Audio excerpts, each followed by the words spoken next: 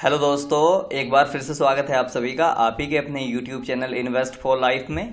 दोस्तों, आज का ये वीडियो बहुत ही ज़बरदस्त होने वाला है क्योंकि आज इस वीडियो में हम एक ऐसे टेक्निकल सेटअप के बारे में बात करेंगे जो कि आपके ट्रेडिंग में गेम चेंजर साबित हो सकता है।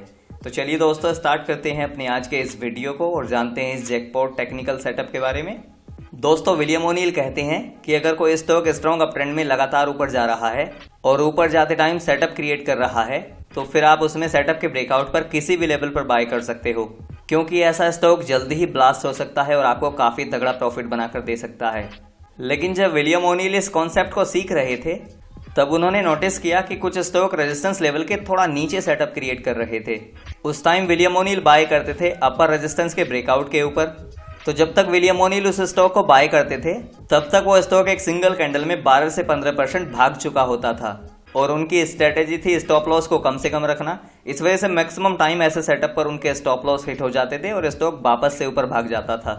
तब उन्होंने इस प्रॉब्लम का सॉल्यूशन फाइंड करना स्टार्ट किया और उन्होंने ये टेक्निकल सेटअप फाइंड किया जिसका नाम है सेटअप नियर रेजिस्टेंस। तो बेसिकली होता क्या है कि कुछ स्टॉक तेजी से ऊपर जाकर एक हाई लगाते हैं, एक रेजिस्टेंस क्रिएट करते हैं, फिर उनमें थोड़ी नॉर्मल गिरावट होती है और स्टॉक थोड़ा सा नीचे आ जाते हैं या फिर कभी कभी एक रेंज में कारोबार करने लगते हैं।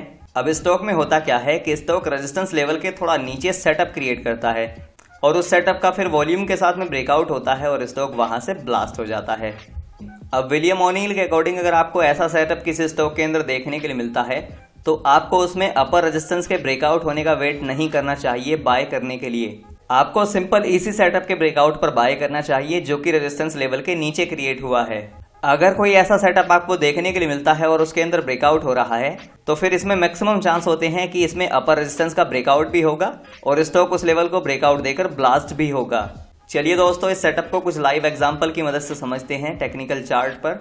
जैसे आप इस एग्जांपल में देखिए, इसमें यहाँ पर ऊपर रेजिस्टेंस है 302 के लेवल पर, लेकिन इसने सेटअप नियर रेजिस्टेंस बनाया है यहाँ 290 के लेवल पर। इसका सेटअप क्रिएट हुआ है यहाँ पर।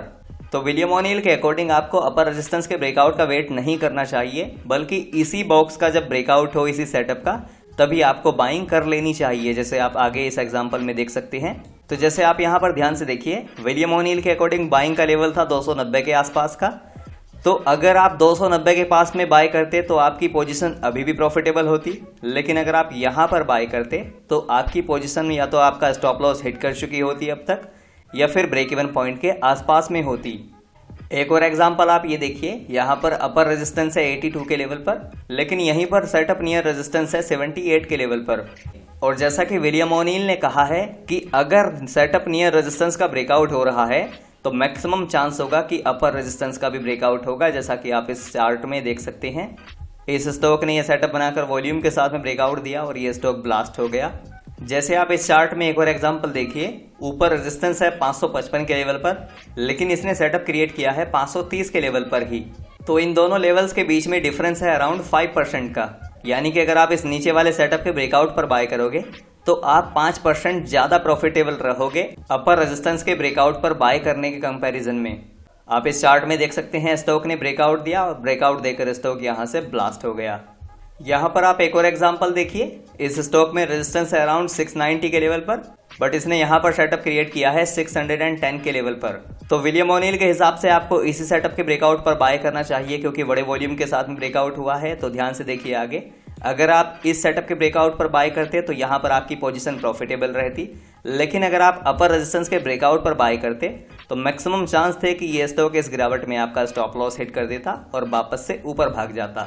और इसी वजह से विलियम ओनील सजेस्ट करते हैं कि अगर सेटअप नियर रेजिस्टेंस है तो आपको नीचे वाले सेटअप के ब्रेकआउट पर ही बाय कर लेना चाहिए।